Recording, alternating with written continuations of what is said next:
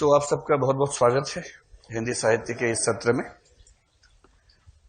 अभी आप में से बहुत सारे लोग ऐसे होंगे जो एकदम नए होंगे तैयारी में,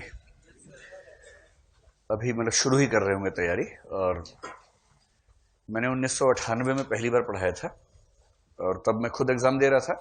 एग्जाम देने के समय ही पढ़ना शुरू कर दिया था और 1998 दिसंबर से लेकर 2014 तक मैं लगातार हर साल 2-3 बार हिंदी साहित्य पढ़ाता था।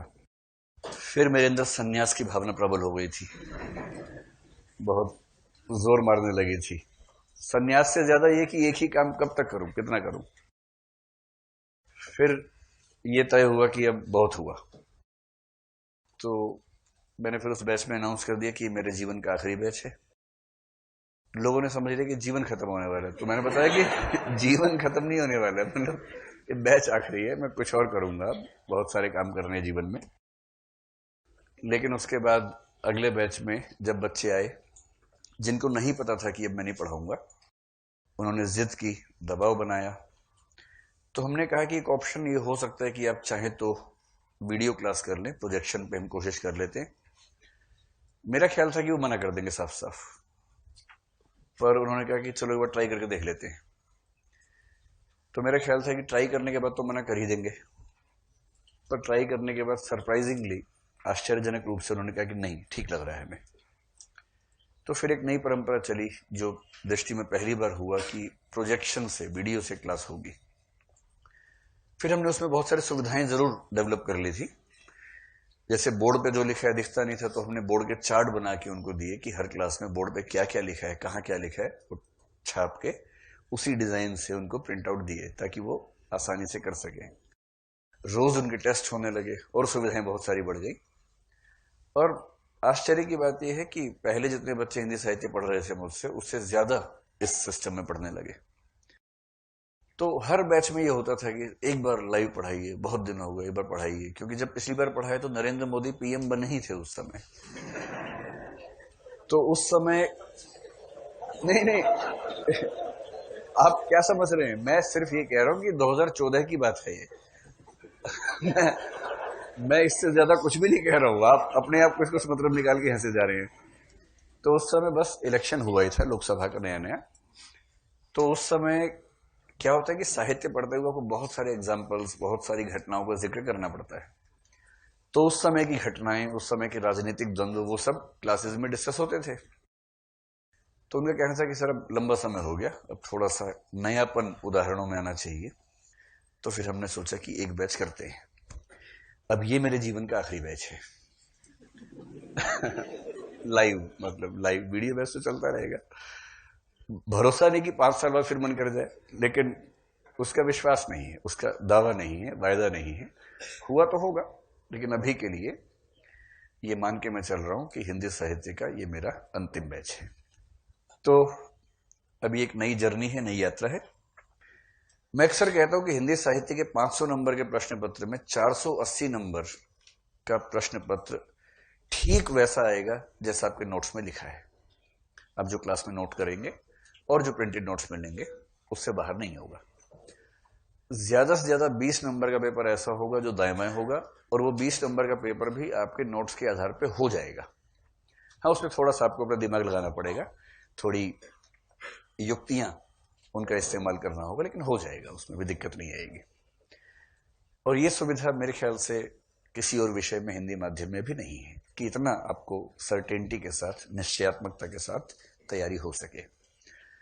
इस बार हम और जोर लगा रहे हैं। हमारी टीम में करीब 4-5 लोग हैं जो हिंदी साहित्य पे ही काम कर रहे हैं, मेरे साथ ही काम कर रहे हैं। तो मैं हर टॉपिक से पहले उनसे बात कर रहा हूं कि आप ये नोट्स इस तरह से तैयार कर लें। जैसे व्याख्या एक मुश्किल प्रश्न रहता है बच्चों के लिए, तो उस पर भी हम कोशिश कर रहे हैं कि इस बार ऐसी व्यवस्था कर दें कि वो भी आपकी रेंज से बाहर कभी ना निकले। मतलब यह है कि हम लोग मिलकर मेहनत करेंगे तो सब चीजें ठीक हो जाएंगी। मैं चाहता हूं क्लास में सब लोग एंजॉय करें, सीखें। आतंक मेरा तो बिल्कुल नहीं होगा, आपके ऊपर होना भी नहीं चाहिए। मेरी क्लास में आपको पूर्ण आजादी है। जो 1947 में भी नहीं मिल पाई थी, वो भी आजादी इस क्लास में है। तो ये कुछ बेसिक बातें मैं हर बैच में शुरू में कहता हूं, ताकि हमारा, इसको आइस ब्रेकिंग कहते हैं। आइस ब्रेकिंग का मतलब जो अपरिचय है वो खत्म हो जाए, सहजता आ जाए, हमें लगे कि हम एक परिवार के लोग हैं, आपस में बातचीत ठीक से करने लगे। इस क्लास में जितने सवाल आपके मन में आप पूछ सकते हैं, बिल्कुल संकोच मत कीजिएगा। मैं जब भी कुछ बोल रहा हूं, अगर आपको लगे कि वो सवाल यही पूछना जरूरी है, तुरंत हाथ खड़ा कीजिए, मैं आपको इनवाइट कर लूंगा, आप सवाल पूछ लीजिएगा, बिल्कुल तनाव मत लीजिएगा, है ना। बस वो प्रश्न उस टॉपिक से संबंधित होना चाहिए। अचानक बीच में कहीं और का सवाल आ जाए तब दिक्कत है। ऐसे भी कुछ बच्चे होते हैं जिज्ञासु कि क्लास कबीर पे चल रही है बहुत विस्तार में, अचानक हाथ खड़ा करते हैं कि सर वेनेजुएला और लैटिन अमेरिका के जो बाकी देश है उनका संबंध कैसे ठीक हो सकता है। तो ऐसा मत कीजिएगा, जो टॉपिक चल रहा है उस पर पूछिए, अच्छे तरीके से पूछिए। अब हम शुरू करने की स्थिति में आ गए, ठीक है। आज की पहली क्लास है, तो पहली क्लास को हम ओरिएंटेशन क्लास कहते हैं। ओरिएंटेशन का हिंदी शब्द बहुत अच्छा मेरे पास नहीं है। वो क्यों नहीं है, इसकी वजह धीरे धीरे आप समझ जाएंगे कि अनुवाद की अपनी समस्याएं क्या होती है। ओरिएंटेशन के लिए हिंदी शब्द अगर कहना ही हो तो जैसे गूगल ट्रांसलेट जैसी व्यवस्थाओं में उन्मुखीकरण एक शब्द चलता है। उन्मुखीकरण का मतलब है जिस उद्देश्य के लिए आप इकट्ठे हुए उसकी ओर उन्मुख होने की तैयारी करना। तो अभी हम बम्बार्डमेंट नहीं करेंगे, बम्बारी नहीं करेंगे हिंदी साहित्य की, तो बहुत बेसिक बातें समझेंगे। पाठ्यक्रम क्या है, क्या पढ़ते हैं, कैसे पढ़ते हैं, कितना पढ़ना है, कितना छोड़ना है, वो सब बातें आराम आराम से एकदम चलेंगे। आप में से कई बच्चे जो एकदम नए हैं उनको ये भी भय होगा कि हमने हिंदी साहित्य लिया, ठीक किया या गलत किया, या ले या ना ले। कुछ लोग अभी द्वंद्व में ही होंगे, क्योंकि इस बीच में ऐसी जिज्ञासाएं बहुत सारी आई। तो मैंने एक विशेष सत्र रखा था, वैकल्पिक विषय का चयन कैसे करें, इस पर करीब 2 घंटे का, तो आप उसको देख लीजिएगा। मैं उसका केवल सार 2 मिनट में आपको बता रहा हूं। यदि आपको आईएएस बनना है, देखिए आपके यहां होने के 2 उद्देश्य हो सकते हैं। एक तो ये कि आईएएस बनना है, दूसरा ये भी हो सकता है कि आईएएस बने ना बने ज्ञान प्राप्त करेंगे, आनंद लेंगे, ये भी हो सकता है। तो 1000 में से 2, 4, 5 बच्चों का उद्देश्य होता है आनंद प्राप्त करना, कि कुछ नया सीखेंगे, मजा आएगा, कुछ नए दोस्त बनेंगे, शायद बात भी बन जाए। तो इस चक्कर में बच्चे आते हैं। ऐसे 5-7 बच्चे जो हैं उनको केंद्र में रख के बात मैं नहीं कर सकता हूं। अगर 1000 बच्चे हैं तो 1000 में से 5-10 तो वो वाले हैं, ठीक है। 100-200 ऐसे जो चाहते हैं कि आईएएस बने और ज्ञान भी मिले, आनंद भी मिले, और 700-800 ऐसे बोलते हैं आईएएस बनना है, ज्ञान तो मजबूरी है, सीने पर पत्थर रख के ज्ञान हासिल करना है, और जितने न्यूनतम ज्ञान से आईएएस बन सके उतना ही कम ज्ञान प्राप्त करना है, ज्यादा नहीं प्राप्त करना है। ज्यादा लोग इस प्रकृति के आते हैं। फिर मैंने उनसे पूछा कि जो दोनों उद्देश्य चाह रहे थे, मैंने कहा आपके दोनों उद्देश्यों में से प्राथमिक कौन सा है, तो उनमें से 99% ने कहा कि आईएएस बनना प्राथमिक उद्देश्य है। मतलब साथ में मजा भी आए, ठीक बात है, ज्ञान भी मिले, अच्छी बात है। तो हमने निष्कर्ष निकाला कि लगभग 97% बच्चे जो यहां बैठते हैं उनका प्राथमिक उद्देश्य ये है कि सफल हो। वैकल्पिक विषय चुनने के कई आधार डिस्कस किए, रुचि है कि नहीं है, बैकग्राउंड है या नहीं है, छोटा है कि बड़ा है, जीएस में हेल्प करेगा या नहीं, अंकदायी है या नहीं, आदि आदि आदि। और मैंने बहुत विस्तार में उनको ये समझाने का प्रयास किया कि सारे आधार अच्छे हैं, लेकिन दरअसल केवल और केवल एक आधार है जिसको प्राइम मानकर चलना चाहिए, बाकी सब मिथ्या बातें हैं। मिथ्या क्या होता है हम आगे चल के समझेंगे, शंकराचार्य का कंसेप्ट है। हिंदी साहित्य में बहुत सारा दर्शन भी पढ़ना पड़ता है, बहुत सारा समाजशास्त्र, बहुत सारा मनोविज्ञान, वो सब हिंदी साहित्य का हिस्सा है, पढ़ेंगे। अभी के लिए आप मानिए कि झूठ है। आप दरअसल कोई विषय इसलिए ले रहे हैं कि आपको सफलता हासिल हो। सफलता का एकमात्र संबंध इस बात से है कि उस विषय में अच्छे अंक मिले आपको। 1 अंक से 8-10 रैंक फिसल जाते हैं, और केवल 100 अंकों में सारी दुनिया चेंज हो जाती है। प्रॉपर आईएएस से आखिरी रैंक तक की दुनिया केवल 100 अंकों की गैप की है, बस इतना ही अंतर होता है। और कल मैंने विस्तार में समझाया कि अगर आपको आईएएस बनना है प्रॉपर, तो आपको 1050 नंबर चाहिए। इन 1050 अंकों में से आप जीएस में कितनी भी कोशिश कर लेंगे तो 410-20 के आगे नहीं बढ़ पाएंगे, बहुत मुश्किल है। 400, 410, 15 ये सब रहेगा। आजकल जो ट्रेंड है उसकी बात कर रहा हूं। पहले 300 भी नहीं आते थे, अब बढ़ गए हैं। आप एसए में बहुत बड़े 30 मार्क होंगे तो 160 ले आएंगे, और मैं आप सबको 30 मार्क मान लेता हूं, 160 आ गए। इंटरव्यू में 275 में से आप 175 से ज्यादा की गारंटी दे नहीं सकते, आ सकते हैं, संयोग हो सकता है, कम भी आ सकते हैं, लेकिन हाँ, एक ठीक विद्यार्थी ठीक तैयारी के साथ सही बात करके आएगा तो 175 के आसपास मिल जाएंगे, ये हम मान के चलते हैं। ये तीनों मिला के कितने हुए? 570, 600, 745 हुए। और 745 के बाद जो बैलेंस रह गया वो है 305। 305 नंबर वैकल्पिक विषय में लाएंगे तो आईएएस बनेंगे। इतिहास में अभी तक दो व्यक्तियों के 300 प्लस मार्क्स है, 310, 301। राजनीति विज्ञान में एक के हैं 312। भूगोल में एक के भी नहीं है, हाईएस्ट 291 है। दर्शन में एक के हैं 311 मार्क्स, मिहिर पटेल गुजरात में आईएएस है। हिंदी साहित्य में 11 व्यक्तियों के 300 प्लस, 9 व्यक्तियों के 290 से 300 के बीच में, और 7 के 275 से 290 के बीच में है। हिंदी साहित्य इसलिए मत पढ़िए कि मैं पढ़ा रहा हूं और मैं चाहता हूं कि आप पढ़ लें मुझसे, कोई मतलब नहीं है इस बात का।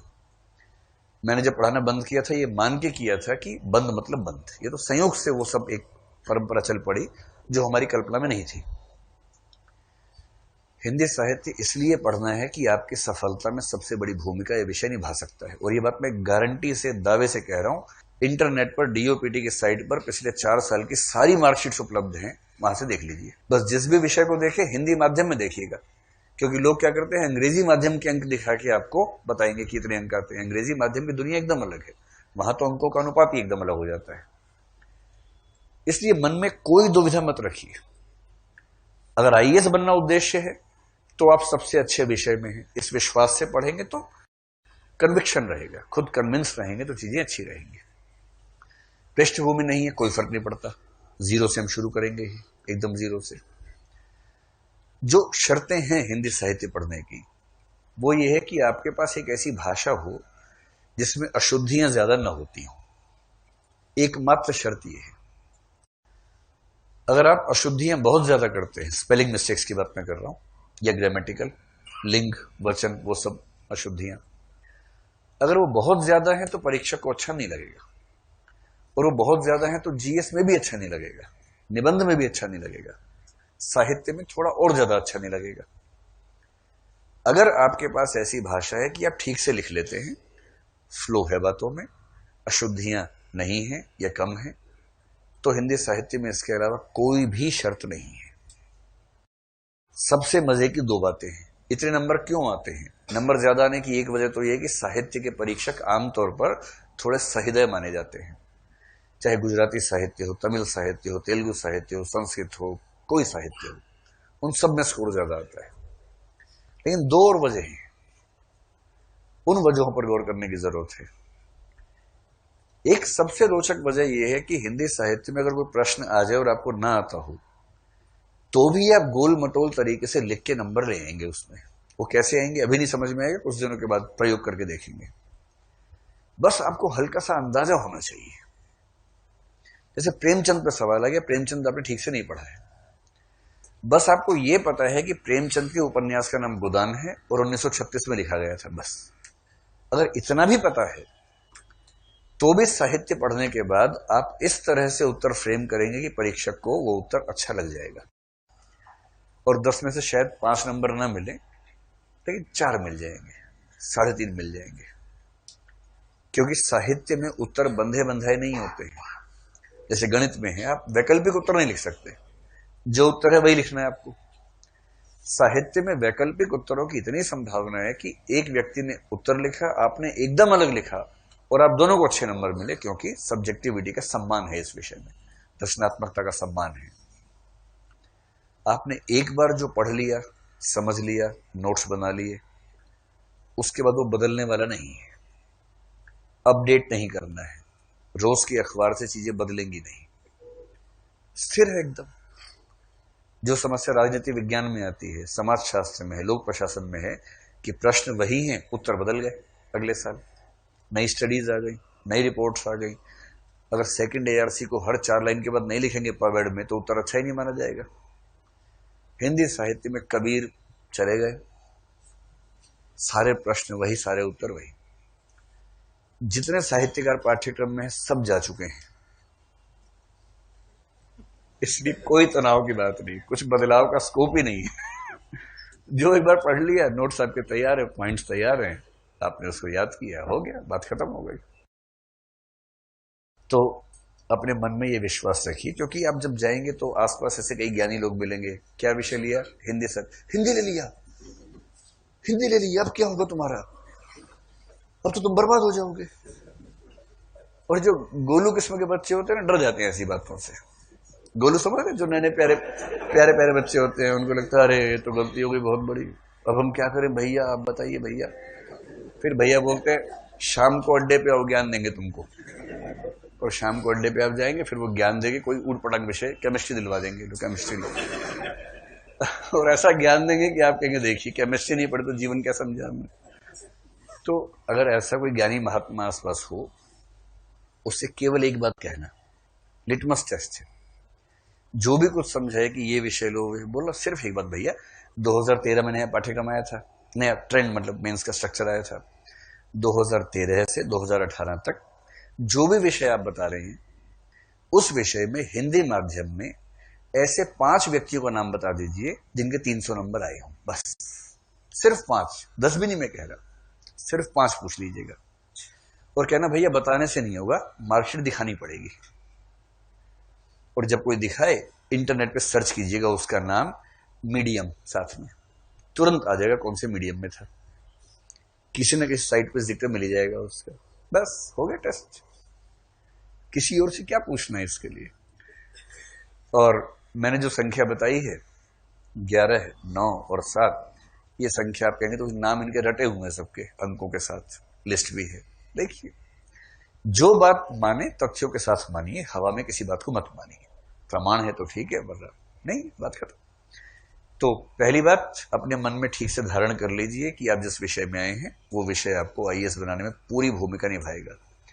बीपीएससी में रिजल्ट शानदार हिंदी साहित्य का इस बार भी आया हुआ है, और यूपी में पहले ठीक रहता था, इस बार थोड़ा बेहतर है। तो अगर एक विषय से आपको तीनों राज्यों को साथ लेना है तो उस सेंस में भी ये विषय ठीक है। सिलेबस हम यहाँ पर पूरा राज्यों का कर ही लेंगे, तो किसी तरह का दबाव अपने मन पे मत रखिएगा। अब देखिए हिंदी साहित्य में क्या क्या समझना है, हमें कहां से शुरू करना है।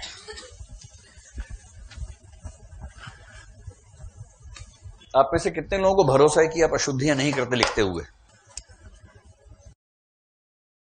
बहुत बढ़िया, वेरी गुड। और कितने लोगों को लगता है कि बहुत सारी करते हैं?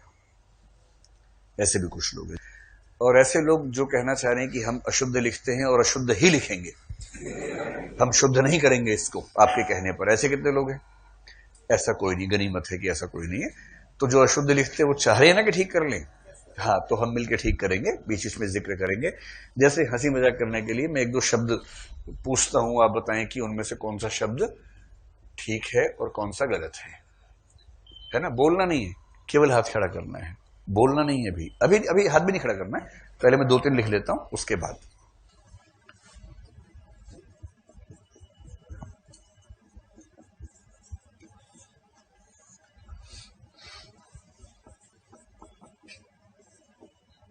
ठीक है, किसी को बोलना नहीं है। तो आप में से कितने लोग मानते हैं कि तीनों शब्द सही लिखे हैं? हाथ खड़ा कर लें। वंडरफुल। कितने लोग मानते हैं कि तीनों गलत लिखे हैं? ऐसे लोगों की संख्या सोच लीजिए, चेहरा पहचान हो सबका। 1 2 3 4 5 6 7 8 9 10। और कितने लोग मानते हैं कि 2 ठीक हैं, 1 गलत है? इसमें ज्यादा है, मोदी लहर इसमें चली है। कितने लोग मानते हैं कि 1 सही है, 2 गलत है? ऐसे लोग करीब 12 के आसपास है। चलिए, मजे की बात है कि तीनों गलत हैं। देखिए, अभी हाथ खड़ा किया था अशुद्धियां नहीं करते, और फिर हाथ खड़ा किया तीनों सही हैं, और अचानक सामने से बताया गया तीनों गलत लिखे हुए हैं। इससे डरना नहीं है, ऐसे शब्द हिंदी में 10 ही हैं कुल मिला के, जिनमें से 3 आ गए आपके सामने। मतलब टीचर डराने के लिए बोल सकता है कि मैं ऐसे और बहुत शब्द बताऊंगा, ऐसे कुल मिला के 8-10 ही शब्द है, ज्यादा नहीं है, 8-10 ही होते हैं। किंतु खेलने के लिए, बच्चों को ये महसूस करवाने के लिए कि हो सकता है कि कुछ शब्द हमें ठीक से ना पता हो, इन शब्दों का इस्तेमाल किया जाता है। तो जिन लोगों ने कहा था कि तीनों गलत हैं वो हाथ खड़ा करें। अब 7-8 लोग थे ऐसे। हाँ, अब 3-4 बढ़ गए हैं। सम्मान हुआ तो बढ़ गया अचानक 3 लोग। आप बताइए जरा कैसे ठीक करें, उठ के बताइए, मैं ठीक कर देता हूं। इसको कैसे करना होगा? दोनों जो आधे हो जाएंगे। ठीक है, अब ये ठीक हो गया, बहुत बढ़िया। इसको कैसे करें? ये कर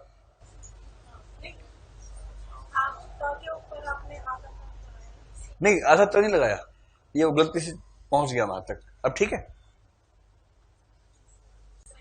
अब ठीक हो गया। कंफ्यूजन है इसमें। अच्छा, ये कितने लोगों को लग रहा है कि अब ठीक हो गया? अच्छा, कितने लोगों को लग रहा है कि अभी भी गलत है? करीब 15-20 लोग हैं, अभी भी गलत है ये। बैठिए, ये सही है। अतिशय प्लस उक्ति। लेकिन बचपन से लोग रटते हैं अतिशयोक्ति, आधे श में रटते हैं, तो अभ्यास वही पड़ जाता है। ये वो गलती है जो हम बचपन से करते आ रहे हैं, इसलिए हमें लगता ही नहीं कि गलत हो सकता है। श्रृंगार तो ठीक लग रहा है, नहीं लग रहा? जैसे ये है श्र, श्र, ठीक है, श्र तो हो ही गया पहले से, ये और लगा दिया। अब इसको बोल के बताओ कोई कैसे बोलेंगे? एक ऐसा श जिसमें र भी लगा हो और री भी लगा हो, एक साथ बोलना है। नहीं नहीं, अगर आप श्री बोलेंगे तो मैं कहूंगा श्री तो ये होता है।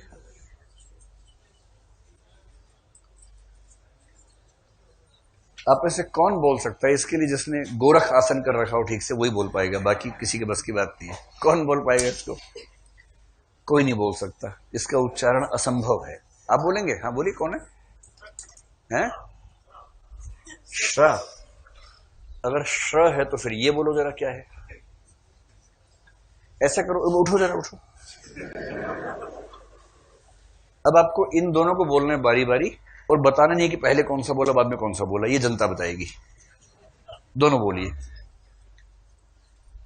इस तरह से कि दोनों का अंतर भी स्पष्ट हो जाए। बोलो बोलो, सिर्फ बोलो। हाँ,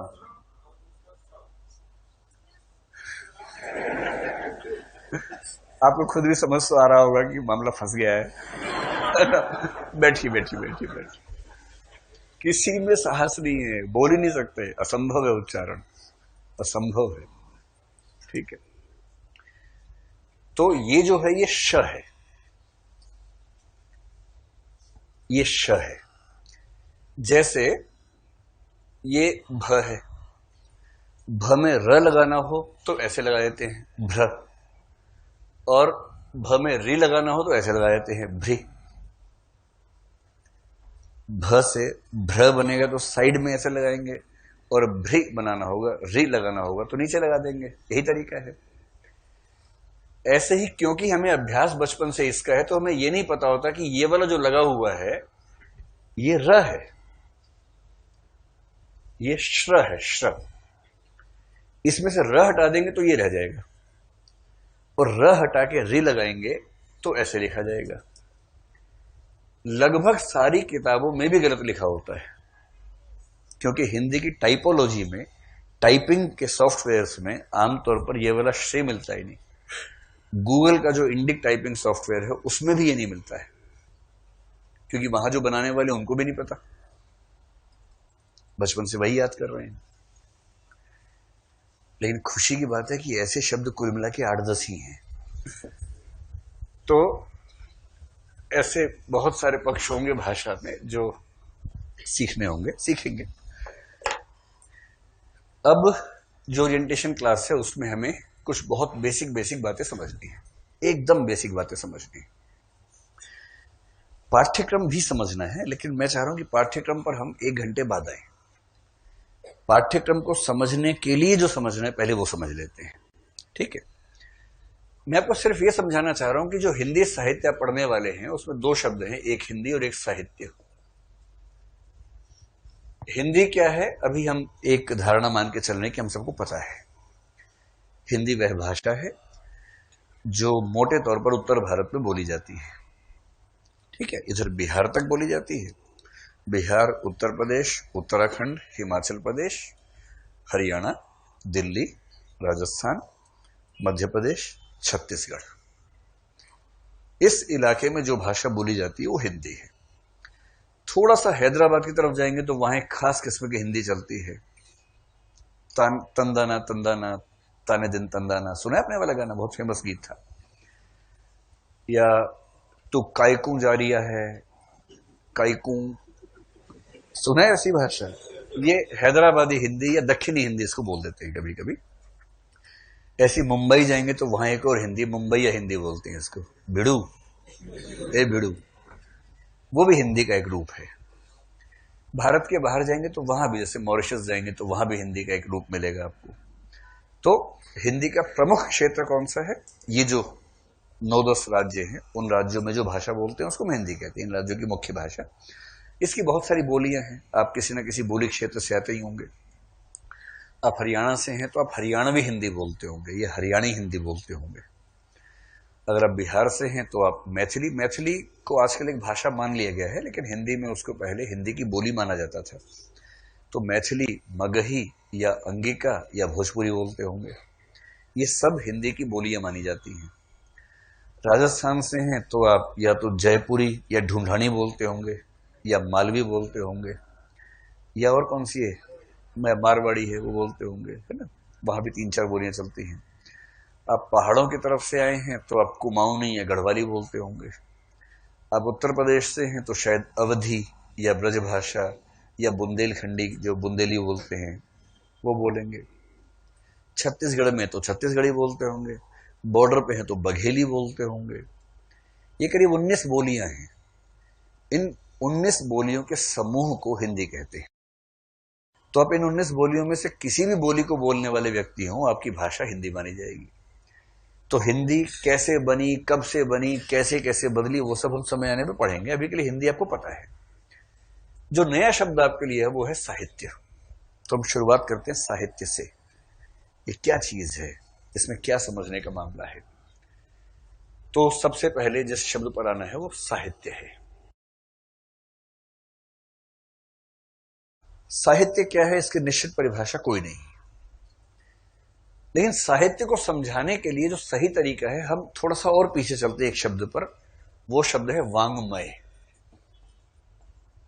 वांग्मय, इस शब्द से आप परिचित हैं? कभी आपके सामने आया ये शब्द? इसमें वा और म के बीच में जो डमरू जैसा बना हुआ है वो क्या चीज है?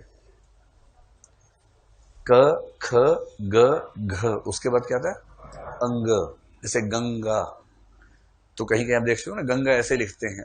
आप तो आसानी में ऐसे लिखते होंगे गंगा, ये सही है, गलत नहीं है। इन कुछ लोग आप देखेंगे कि ऐसे लिखते हैं गंगा, और कुछ लोग से क्या पढ़ते हैं? गडगा। गडगा नहीं है गंगा है, गंगा ही लिखा हुआ है। और दरअसल जो लिखा है वही ऊपर भी लिखा है। इस बिंदी का मतलब यही है, यहां पर इस शब्द में इसका मतलब यही है। एक हल्का सा नियम बताता हूं, आपकी रुचि उससे बढ़ेगी। जैसे अगर कोई आपसे कहे, एक शब्द है ये गंदा, इसका अर्थ पता है आप लोगों को? चलिए, एक शब्द है ये गंभीर, यही पता है आप लोगों को। अगर ऐसा लिखा हो तो कोई कंफ्यूजन आपको नहीं होता ना कि पहला गंदा है दूसरा गंभीर है। पर ऐसा क्यों होता है कि इसमें आपने गंदा यानी कि ये न बोला, और इसमें गंभीर यानी कि इसको म बोला? ऐसा कैसे हो रहा है? बिंदी तो एक ही है, और उसी बिंदी को आप बचपन से अलग अलग बोल रहे हैं, पर यह बात दिमाग में कभी नहीं है कि एक ही बिंदी के नाम अलग अलग क्यों हो जाते हैं। तो ये हिंदी भाषा का एक नियम है, इसको पंचमाक्षर का नियम कहते हैं। आमतौर पर अधिकांश मामलों में क्या होगा, बिंदी के बाद जो वर्ण आएगा, उस वर्ण का जो वर्ण समूह है उसका 5वां अक्षर उच्चारण में आता है। क ख ग घ याद है आप लोगों को बचपन से? क के बाद कौन सा वर्ग आता है? वर्ग च, उसके बाद फिर च आता है, त, टे टे नहीं ट। ये हरियाणा और राजस्थान में कै खे गै घे चलता है। वहीं से आप कहां से हैं? हाँ राजस्थान, वही हरियाणा राजस्थान बोलते हैं कैसे कबूतर, क्योंकि कबूतर कैसे नहीं होता है, कैसे कबूतर कैसे हो सकता है। मैं हरियाणा से हूं इसलिए मैंने बचपन से ऐसे ही याद किया है। बोलेंगे कैसे कबूतर, तो समझ नहीं आता कि कैसे कबूतर कैसे बना।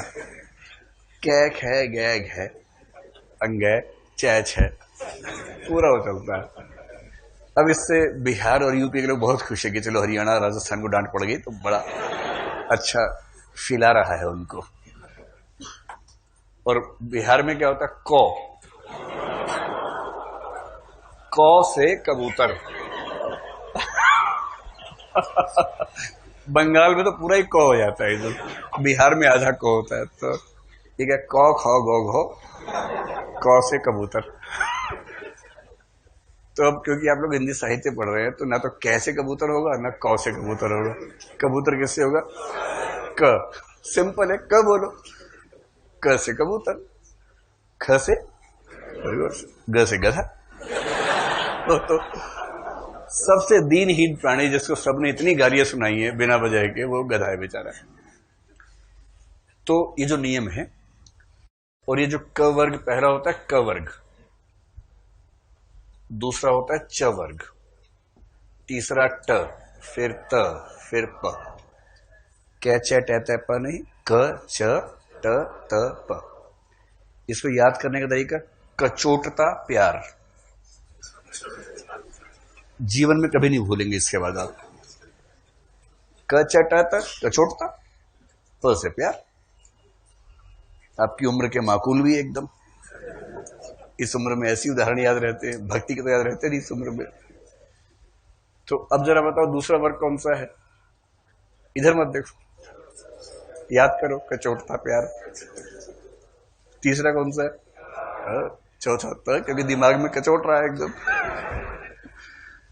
तो गंदा, द, त थ द ध न। जिस वर्ग में द आता है वो त वर्ग है, और उसकी पंचम ध्वनि क्या है, न। तो क्योंकि द बाद में आया, इस बिंदी का मतलब हो गया न। अब गंभीर, भ कौन से वर्ग में है, प फ ब भ म। क्योंकि भ प वर्ग में है और उसकी पंचम ध्वनि म है, इसलिए जहां भ से पहले बिंदी आएगी वो म हो जाएगा, गंभीर। ऐसे ही गंगा, क ख ग घ अंग। तो ये जो है ड नहीं है, गडगा नहीं है, गंगा है। आप ध्यान से सुनिए, गंगा, इसमें जो ध्वनि आई, और गंदा, क्या गंगा वाली ध्वनि और गंदा वाली ध्वनि एक है या उसमें अंतर है? बहुत अच्छे से अंतर समझ में आएगा। और जब आप उस अंतर के स्तर पर बात को ध्यान में देखेंगे तो समझ में आएगा कि वो अंग है। अंग स्वतंत्र रूप से बोलना बड़ा मुश्किल है, उसमें अ नहीं है, ग भी नहीं है। अंग में अ और ग हटा के जो बचा, दरअसल ये वो ध्वनि है, उसको स्वतंत्र रूप से बोलना मुश्किल होता है, इसलिए सुविधा के लिए अंग बोल देते हैं, जबकि दरअसल वो अंग है नहीं। तो साहित्य को समझने से पहले एक शब्द पर आते हैं जिसको बोलते हैं वांग्मय। वांग्मय बना है दो शब्दों को जोड़कर, पहला शब्द है वाक और दूसरा शब्द है मय। वाक का मतलब होता है भाषा। भाषा में सब कुछ शामिल है, जो कुछ भी भाषा में कहा गया हो, जो भी भाषा के माध्यम से अभिव्यक्त किया जाए, वो सब वांग्मय है ना। अब आप पॉइंट्स अपने नोट करना शुरू कर दें, जो जो बातें हैं अपने शब्दों में लिख लें अपने हैंड नोट्स के लिए। तो वांग्मय का मतलब सरल सा है, वाक प्लस मय। वाक यानी भाषा, भाषा के माध्यम से की गई कोई भी अभिव्यक्ति वांग्मय है। कितना सरल है, ठीक है। जैसे कोई पोस्टर छपा हुआ हो तो वांग्मय है, दीवार पे कुछ लिखा हुआ है वांग्मय है, कुछ भी लिखा हो, कहीं भी लिखा जाए, बोला जाए किसी भी रूप में, वो सब वांग्मय है। इंटरनेट पे जाएंगे वही वांग्मय है, मोबाइल में व्हाट्सएप पे मैसेज आया, ज्ञान भरा हुआ मैसेज आया, वही वांग्मय है, सब वांग्मय है। लेकिन जैसे ही मैंने कहा भाषा, तो यहां पर एक बात और गौर करने की है कि भाषा का मतलब क्या है। जब आप चीजों की परिभाषा में जाते हैं ना, तो चीजें उलझने लगती हैं, उतनी सिंपल नहीं होती जितना हम सोचते हैं। तो भाषा का सरलतम मतलब जो हम जानते हैं बचपन से, वो ये है कि अभिव्यक्ति का साधन है। अगर मुझे आपसे कुछ कहना है तो मैं जिस तरीके से कहूंगा वो भाषा है, यही तरीका है। लेकिन मान लीजिए कि किसी बच्चे को मैं कहना चाहूं कुछ और मैं उसको यूं बोलूं कि ऐसे, और वो समझ गया, वो खड़ा हो गया, मैंने तो कुछ बोला ही नहीं था, मैंने सिर्फ ऐसा किया और उठ भी गया। क्या ये भाषा नहीं है? ये भी एक भाषा है। या क्लास में दो लोग बैठे हैं, दोनों के मन में शरारत सूझ रही है, लेकिन सामने एक मनहूस टीचर खड़ा हुआ है, तो आंखों ही आंखों में वो बात कर रहे हैं आपस में ऐसे। उसके बाद कोई संवाद नहीं, दोनों उठे बाहर चले गए। एक ने आंखों से पूछा चलें या बैठना है, पूछा चल। फिर पहले वाले ने कहा कि, दूसरे ने कहा, तो दोनों अचानक उठे और बाहर निकल गए, किसी को पता भी नहीं चला, संवाद सारा हो गया। एक कवि हुए हैं बिहारी लाल, उनका सबसे प्रसिद्ध दोहा हिंदी साहित्य में जो है वो ऐसा ही है। कहत नटत रीझत खिजत मिलत खिलत लजियात, भरे भवन में करत हैं नैनन हीसों बात। बिहारी बड़े खिलंदड़ किस्म के कवि थे। खिलंदड़ समझते हैं? खिलाड़ी किस्म के कवि, मौज मस्ती वाले कवि। समाज वमाज भाड़ में जाए, समाज से क्या मतलब, मतलब मौज मस्ती वाले कवि एकदम, है ना। तो उनका सारा रुझान इन बातों में रहता था, श्रृंगार में, लड़का लड़की कैसे बात कर रहे हैं, दो लोग बात कर रहे हैं, वो कैमरा लेके खड़े हैं पीछे से, उनकी ये अदा है। रीतिकाल जिस काल में थे, उस काल में लगभग सारे कवि ऐसे ही थे, कुछ ही समझदार लोग उस काल में हुए। तो एक सभा में एक नायक नायिका बैठे, शायद शोक सभा टाइप की कोई सभा है या सीरियस मामला है, जिसमें ये शोभा नहीं देता कि लोग शरारत करें आपस में। तो उसमें कह रहे हैं कि नायक नायिका कैसे बात कर रहे हैं। कहत, यानी नायक ने अपनी आंखों से कुछ कहा। नटत, नायिका ने अपनी आंखों से ही मना कर दिया कि पागल कहेंगे, चुप ठीक से बैठ। नायक ने कहा चलना, यहाँ क्या कर रहे हैं बैठ के, बाहर चलना, बात करेंगे। नायिका करिए, नायिका ने इशारे से मना कर दिया कि नायिका पढ़ने में इंटरेस्टेड है, वो पढ़ रही है ध्यान से। नायक पढ़ता नहीं है। नायिका आईएएस बनने आई है, नायक नायिका के लिए आया है, तो दोनों के मूल उद्देश्य में अंतर है, तो क्या करे। नायक शरारती है, चंचल है प्रकृति से ही, टेस्टोस्टेरोन हार्मोन बह रहा है उसके अंदर, ज्यादा कंट्रोल नहीं हो रहा है। तो कहत नटत, नायिका ने मना किया, और नायक इतना बेरोजगार टाइप का है कि इसी बात पे रीझ गया कि क्या मना किया है। कहत नटत रीझत, देखिए नायक रीझ गया, और नायिका को लग रहा है कि कितना फुकरा टाइप का इंसान है, अभी इसको डांट के मना किया, इस पे खुश हो रहा है। खिजत, नायिका खींच गई कि कैसा चौपट टाइप का आदमी मिल गया है। कहत नटत रीझत खिजत, उसके बाद दोनों ने फिर देखा, तो भूल चूक लेनी देनी वाले भाव से आंखों ही आंखों में ये हो गया, चलो ठीक है यार, टेंशन मत लो। मिलत, और जैसे समझौता हुआ आंखों से, खिलत, दोनों हंस पड़े। और जैसी समझौते की हंसी आई तो नायिका को संकोच हो गया, लजियात। कहत नटत रीझत खिजत मिलत खिलत लजियात, भरे भवन में करत हैं नैनन हीसों बात। भरे भवन में कर रहे हैं आंखों से ही बातें। इतनी सूक्ष्म दृष्टि केवल बिहारी के पास है। और इससे पहले कि बिहार के लोग नाराज हों, बिहारी बिहार के नहीं थे, वो राजस्थान के थे, जयपुर में बेस्ड थे, वहां से लिखते थे। क्योंकि एक बार ऐसा हुआ 8-10 साल पहले कि मैं बिहारी के बारे में पढ़ा रहा था, उसी दिन अचानक क्लास में एक बच्चा आया पहली बार क्लास करने के लिए, वो बिहार से था। न केवल था बल्कि वो बहुत दावे के साथ वहां से था। तो मैंने कहा कि बिहारी समाज वमाज से उनको कोई मतलब नहीं था, लंपट टाइप के कवि से। मैंने ऐसा कुछ वाक्य बोला, उसको कुछ बैकग्राउंड पता नहीं थी, तो मैंने कहा बिहारी लंपट थे। उसको लगा कि बिहार के लोगों के बारे में ऐसे बोल रहे हैं। क्लास में खड़ा हो गया, आपने कैसे कैसे बोल दिया? मैंने कहा प्रभु, बिहारी एक कवि का नाम है जो बिहार के नहीं, आपने ऐसे बोल कैसे दिए बिहार के बारे में? बाद में पता लगा कि वो कुछ सेवन करके आया हुआ था क्लास में, तो उस अवस्था में था उस समय। फिर बाद में उसको समझाएगा तो समझा। तब से मैं डिस्क्लेमर के तौर पर जब भी बिहारी पहली बार बोलता हूँ, साथ में बोलता हूँ बिहारी जो बिहार के नहीं थे, उन्होंने ऐसा लिखा है। तो अब ये बताइए, कहत नटत वाली जो पूरी भाषा है, क्या वो भाषा नहीं है? पूरी बात तो होगी नायक नायिका में, पूरा प्रोग्राम बन गया है कि अभी नहीं जाना है, बाद में जाना है, क्लास हो जाए, उसके बाद 3:30 बजे चली आना तो पान की दुकान पे। सब तो प्रोग्राम सेट हो गया ना। जब आंखों ही आंखों से सारा प्रोग्राम सेट कर लिया, इसका मतलब संवाद तो हो ही रहा है, अभिव्यक्ति हो ही रही है। तो भाषा के दो रूप हैं। एक व्यापक अर्थ है भाषा का, और व्यापक का मतलब है किसी भी तरह की अभिव्यक्ति किसी भी तरह से हो, वो भाषा है। पक्षी आपस में जब बात करते हैं, वहां भी अभिव्यक्ति हो रही है। पशु बात कर रहे हैं आपस में, इंसान और पशु आपस में बात कर रहे हैं, संवाद कर रहे हैं, अभिव्यक्ति वहां भी हो रही है। इतना ही नहीं, आप बाइक चलाते हुए जा रहे थे बहुत तेजी से, अचानक रेड लाइट हो गई, खट से रुक गया, अभिव्यक्ति हुई ना भाई। रेड लाइट ने आपको कहा कि रुक जाओ, आप रुक गए, किसने कुछ नहीं बोला। संकेतों की भाषा। तो व्यापक भाषा में संकेतों की भाषा भी शामिल है, पशु पक्षियों की भाषा भी शामिल है, हर तरह की अभिव्यक्ति शामिल है। पर भाषा का जो सीमित अर्थ है, संकीर्ण अर्थ है, सीमित अर्थ जो भाषा का है, उसमें केवल और केवल शब्दों वाली भाषा, और शब्दों की भाषा वो जो या तो बोली जाए या लिखी जाए। शब्दों की भाषा मौखिक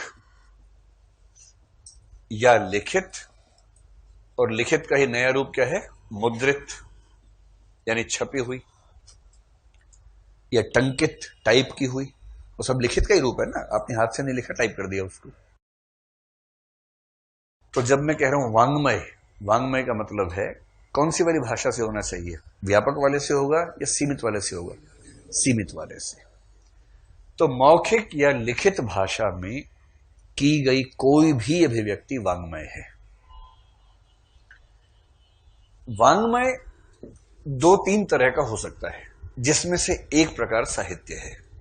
तो साहित्य तक वहां से पहुंचेंगे तो और अच्छा रहेगा। वांग्मय को साहित्य की दुनिया में कहते हैं कि इसके 3 भेद हैं।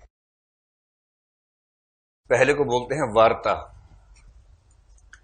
दूसरे को बोलते हैं शास्त्र, और तीसरे को बोलते हैं साहित्य। साहित्य को पहले काव्य भी कहते थे, आजकल काव्य साहित्य का एक हिस्सा है। पहले साहित्य और काव्य एक ही बात थी। अभी इस पर भी आएंगे कि ऐसा क्यों था। तो आपको वांग्मय के बाद 3 शब्द और मिल गए हैं। कौन कौन से हैं? वार्ता, जोर से बोलिए बुलंद आवाज में। वार्ता, शास्त्र और साहित्य। ठीक है, बोलने में शर्माना नहीं है कि आसपास लोग क्या सोचेंगे। वो नहीं सोचेंगे क्योंकि वो बोल रहे हैं, तो आप भी बोलिए। और एक सूत्र वाक्य हमेशा ध्यान रखिए, बाकी लोग मेरे बारे में क्या सोचेंगे, अगर ये भी मैं ही सोचूंगा तो वो क्या सोचेंगे, तो वो उनको सोचने दो, आप अपने प्रोसेस को एंजॉय करो अच्छे तरीके से। तो वार्ता, शास्त्र और साहित्य 3 चीजें हैं। वार्ता का सामान्य मतलब बातचीत, जैसे आप लोग बातचीत करते हैं, सामान्य जीवन की जो ही बातचीत है वांग्मय है, भाषा से तो हो रही है। जैसे 2 लोग आपस में मिलते हैं और बस पूरी बात हो गई। अब अंग्रेजी में अनुवाद करें, एंड 4 व्हीलर बस के लिए अगर कहीं कुछ समझ ही नहीं आ रहा। लेकिन 2 दोस्त मिले, पहले पूछा और, बस सारा समझ में आ गया एकदम। जबकि इन शब्दों में ऐसा कुछ भी नहीं था कि समझ में आए बात। सब ठीक चल रहा है? हाँ। अब इसमें हाँ से ज्यादा आ में जो बात आ रही है ना, असली वो है कि हाँ में कितनी आ लगाई है सांस में, उससे समझ में आ रहा है कि दरअसल अभी लेवल ऑफ सेटिस्फैक्शन जीवन में क्या चल रहा है। तो इसमें शब्दों का महत्व ज्यादा है या अर्थों का महत्व ज्यादा है? अर्थ का महत्व, शब्द कुछ भी हो, फर्क ही नहीं पड़ता शब्द से, लेकिन लोगों को यह पता होता है कि अर्थ क्या है, और उस अर्थ को व्यक्त करने के लिए हजारों तरीके हैं शब्दों के या बिना शब्दों के भी। तो वार्ता में, बातचीत में अर्थ का महत्व बहुत ज्यादा होता है शब्द की तुलना में। शब्दों से फर्क ही नहीं पड़ता है, ये मैं इस सेंस में कह रहा हूं। दो लोग आपस में हो सकता है कुछ और शब्दों से वही भाव व्यक्त करें, जबकि बाकी दो लोग उसी भाव के लिए शायद कुछ और शब्द इस्तेमाल करें। अंग्रेज का बोलेगा what's up, fine, fine dude. Hindi वाला और बैठ, ठीक है, बस भैया ठीक है भैया, हम भी ठीक हैं भैया। अपना अपना स्टाइल है, लेकिन भाव एक जैसा व्यक्त हो जाता है। जो मुहावरे हैं सारे के सारे, वो इसका हिस्सा बनते हैं। मुहावरे में आप पाएंगे कि शब्द और अर्थ में कोई लिंक ही नहीं रहता है, बस अर्थ समझ में आना चाहिए। मुझे ध्यान है कि जब मैं 6ठी 7वीं क्लास में था तो पहली बार मैंने एक मुहावरा सुना और मैं कई दिन परेशान रहा। हमारी मैडम ने, हिंदी की मैडम ने बताया क्लास में कि रानी लक्ष्मीबाई ने अंग्रेजों के दांत खट्टे कर दिए। उनको पता नहीं, शायद ये लगा हो कि बच्चों को पता ही है इसका मतलब, हमें नहीं पता था। बाकी बच्चों को शायद पता भी रहा, मैं बहुत अच्छा विद्यार्थी नहीं था स्कूल में, तो मुझे कम पता रहता था। अब मेरे मन में इमेजेस बननी शुरू हो गई कि दांत कैसे खट्टे किए होंगे यार। तो मैंने मनी मन में कल्पना की कि रानी लक्ष्मीबाई युद्ध में नींबू साथ में ले गई थी। जैसी को अंग्रेज मिला उसको पकड़ा, पीछे से नींबू निकाला, तलवार से काटा नींबू, और वो मुंह और उसके मुंह पे रगड़ा नींबू, और फिर बोला कि मैडम मेरे दांत खट्टे हो गए। चल ठीक है, अब तू जा, नेक्स्ट आओ भाई। और रानी लक्ष्मीबाई ने बहुत सारे अंग्रेजों के दांत खट्टे कर दिए। और जिस दिन पड़ा नाक को चने चबाना तो परेशानी हो गया। कोई आदमी नाक से कैसे चने चबाएगा? किसी की नाक में चने ठूस दोगे अगर तो मर ही जाएगा बेचारा, कैसे सांस लेगा? लेकिन नाक को चने चबाना, जमीन में गाड़ दूंगा। आज तक गाढ़ा किसी ने किसी को, जिंदा आदमी को जिंदा जमीन में गाड़ दूंगा, जमींदोज कर दूंगा। ये सब भाषा है, ये भावनाओं की अभिव्यक्ति के तरीके हैं टेढ़े मेढ़े। अब पछताए होत क्या जब चिड़िया चुग गई खेत। ये चिड़िया है कि डायनासोर है? चिड़िया फूल के कैसी हो जाएगी? रेलवे स्टेशन का चूहा देखा कभी आप लोगों ने? रेलवे स्टेशन का चूहा बिल्ली से बड़ा हो जाता है। वो चिड़िया कैसी होगी? शुतुरमुर्ग जैसी हो जाएगी वो चिड़िया। तो पर ये अतिशयोक्ति है, बात को बढ़ा के कहने का, क्योंकि हम कहने वाले को ही पता है, सुनने वाले को भी, कि शब्दों पर नहीं जाना है, केवल सेंस पकड़नी है। और जहां केवल सेंस पकड़नी है वहां शब्द क्या इस्तेमाल हुआ फर्क ही नहीं पड़ता है। हम बढ़ा चढ़ा के बोलते ही हैं, बहुत बढ़ा चढ़ा के बोलते हैं। एक बड़ा प्रसिद्ध चुटकुला है इस बारे में, हम जब अभिजा लक्षणा व्यंजना समझेंगे आगे चल के, तब फिर याद दिलाऊंगा। आज आपको सुनाता हूं शब्द अर्थ का खेल क्या होता है। एक बार एक खबर आई कि किसी एक शहर में रेलवे स्टेशन पे 100 लोग ट्रेन से कट के मर गए। अभी अमृतसर में हुआ ना, ये जोक भी बाई चांस अमृतसर के बारे में ही था, लेकिन जोक तो कहीं के बारे में भी हो सकता है। संता बनता टाइप जोक किसी ने सुनाया एक बार तो, लेकिन जोक में शब्द, भाषा, अर्थ पे ध्यान दीजिए। तो लोग परेशान हो गए कि ये कैसे हो सकता है। तो फिर एक टीवी चैनल का रिपोर्टर गया, उससे पता किया तो पता लगा 100 लोग एक ग्रुप में थे, 99 मर गए, एक बच गया। तो उसका इंटरव्यू हुआ, उससे पूछा कि यार ये कैसे हुआ, इतनी बड़ी त्रासदी हमारे देश में हो गई। बोला क्या करें जी, सब लोग प्लेटफॉर्म पे खड़े हुए थे, अचानक अनाउंसमेंट हो गई कि शताब्दी एक्सप्रेस प्लेटफॉर्म नंबर 1 पर आ रही है। अब लोग परेशान कि ट्रेन प्लेटफॉर्म पे आ रही है, पटरी पे नहीं आ रही है। ऐसी अफवाह फैली हड़बड़ी में, लोग कूद गए पटरी पे कि आज ट्रेन प्लेटफॉर्म पे आ रही है। बोला तो यही था ना कि शताब्दी एक्सप्रेस प्लेटफॉर्म नंबर 1 पे आ रही है। वो सब प्लेटफॉर्म नंबर 1 पे खड़े थे, पहली बार आए थे स्टेशन पे, तो उनको लगा जान बचाने के लिए कुछ तो करना होगा। वो सब नीचे कूद गए कि जान बचानी है। ट्रेन आ गई नीचे, सारे मर गए। तो रिपोर्टर ने कहा देखिए आपके समूह में सब लोग इतने बेवकूफ थे, चलिए अच्छी बात है कि कम से कम आप एक समझदार व्यक्ति थे। अब आप देश को बताइए कि आप कैसे बचे। उसने कहा बचा क्या जी, मैं तो सुसाइड करने आया था। मैं नीचे खड़ा हुआ था, मैं ऊपर आ गया कि ट्रेन ऊपर आ रही है। धोखा मेरे साथ भी हो गया, मुझे तो मरना था। अब यहां क्या खेल हुआ? खेल यह हुआ कि लोगों ने शब्द पे ज्यादा ध्यान दे दिया, अर्थ पे ध्यान नहीं दिया। अगर अर्थ पे ध्यान दिया होता तो प्लेटफॉर्म पे आ रही है का मतलब क्या होता कि प्लेटफॉर्म के पास की पटरी पे आ रही है। पर ऐसे बोलते थोड़ा ना है कि शताब्दी एक्सप्रेस प्लेटफॉर्म नंबर 1 के पास वाली पटरी पर आ रही है, ऐसे थोड़ा ना बोलेगा कोई। इतना तो अंडरस्टूड होता है भाषा में, लोग समझते हैं अच्छे तरीके से। लेकिन देखिए, शब्द पे ध्यान दिया, मर गए बेचारे 99 लोग। इसलिए लोक जीवन में, बातचीत में केवल और केवल अर्थ का महत्व है, शब्द से कोई मतलब नहीं है। बस सेंस पकड़ में आनी चाहिए, बाकी सब सामान्य बात है। शास्त्र का मोटा मोटा मतलब हुआ विज्ञान या सैद्धांतिक ज्ञान की बातें, सिद्धांत कथन कह लीजिए, या व्यवस्थित विवेचन जिसको बोलते हैं, या थीसिस जैसे मान लीजिए किसने लिखा है,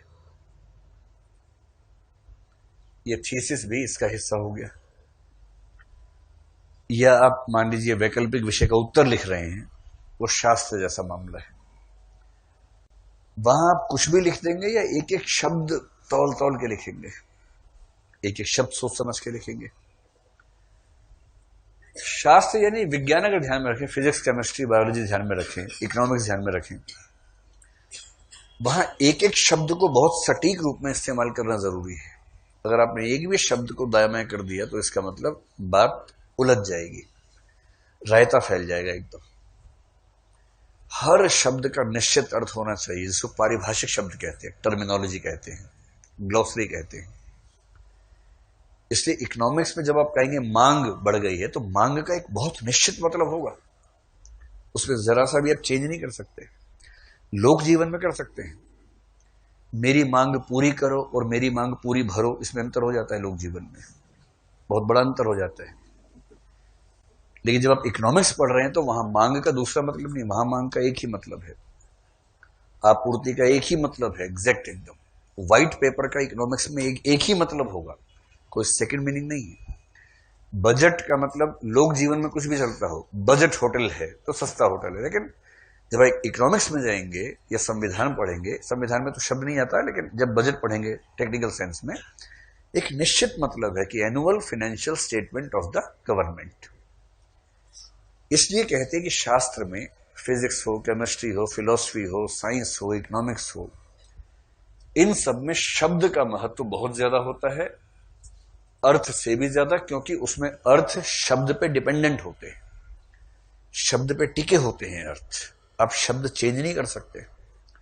गुरुत्वाकर्षण है तो गुरुत्वाकर्षण ही रहेगा, आप चेंज नहीं करेंगे वहां पर, क्योंकि वो एग्जैक्ट शब्द है और इकलौता शब्द है उस चीज के लिए। तो लोक जीवन में आप शब्द बदलते रहिए, कोई फर्क नहीं पड़ता, बस सेंस व्यक्त होनी चाहिए। साइंस में या किसी भी डिसिप्लिन में जो भाषा होगी उसमें शब्द बहुत सटीक इस्तेमाल करने पड़ते हैं। साहित्य इन दोनों से अलग है, जिसमें न तो अर्थ का महत्व इतना ज्यादा है कि वार्ता जैसा हो, न शब्द का महत्व इतना ज्यादा है कि साइंस जैसा हो। जहां शब्द और अर्थ दोनों का महत्व होता है और दोनों के बीच प्रतिस्पर्धा की स्थिति रहती है, कहीं शब्द भारी पड़ गया, कहीं अर्थ भारी पड़ गया। इसलिए साहित्य की परिभाषा देने वाले अक्सर एक बात कहते हैं कि साहित्य वांग्मय का वह हिस्सा है जहां शब्द और अर्थ के बीच महत्व की प्रतिस्पर्धा होती है। यह वाक्य आप लिख लीजिए, साहित्य वांग्मय का वह हिस्सा है, साहित्य वांग्मय का वह हिस्सा है जहां शब्द और अर्थ के बीच महत्व की प्रतिस्पर्धा होती है, महत्व की प्रतिस्पर्धा होती है। शब्द और अर्थ के बीच महत्व की प्रतिस्पर्धा होती है। ठीक है, अब इसके नीचे थोड़ा स्पेस छोड़ दीजिएगा, 3-4 लाइन के बराबर, और उसके बाद ब्रैकेट में 1-2 वाक्य और लिख लीजिए 3-4 लाइन का स्पेस छोड़ने के बाद। वार्ता, वार्ता अर्थात बातचीत, वाङ्मय का वह हिस्सा है, वार्ता अर्थात बातचीत वाङ्मय का वह हिस्सा है जहां केवल अर्थ का महत्व होता है, शब्द का नहीं। जहां केवल अर्थ का महत्व होता है, शब्द का नहीं।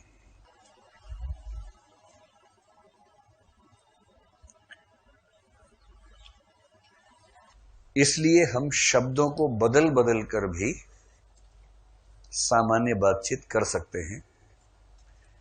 इसलिए हम शब्दों को बदल बदल कर भी सामान्य बातचीत कर सकते हैं।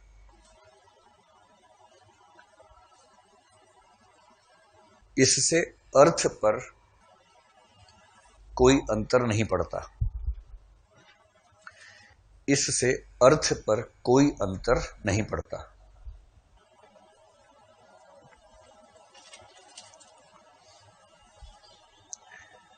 अगला वाक्य लिखिए। शास्त्र वाङ्मय का वह हिस्सा है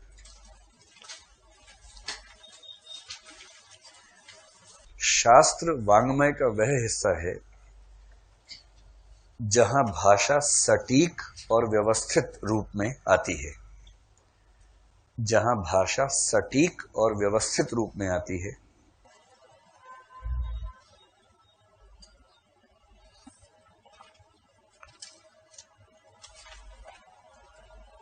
इसमें शब्द अत्यंत महत्वपूर्ण होते हैं। इसमें शब्द अत्यंत महत्वपूर्ण होते हैं और अर्थ उन्हीं पर टिके होते हैं। और अर्थ उन्हीं पर टिके होते हैं।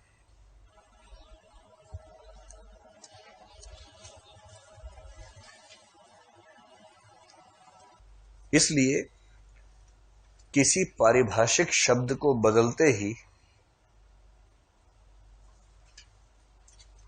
अर्थ की क्षति हो जाती है। इसलिए किसी पारिभाषिक शब्द को बदलते ही अर्थ की क्षति हो जाती है।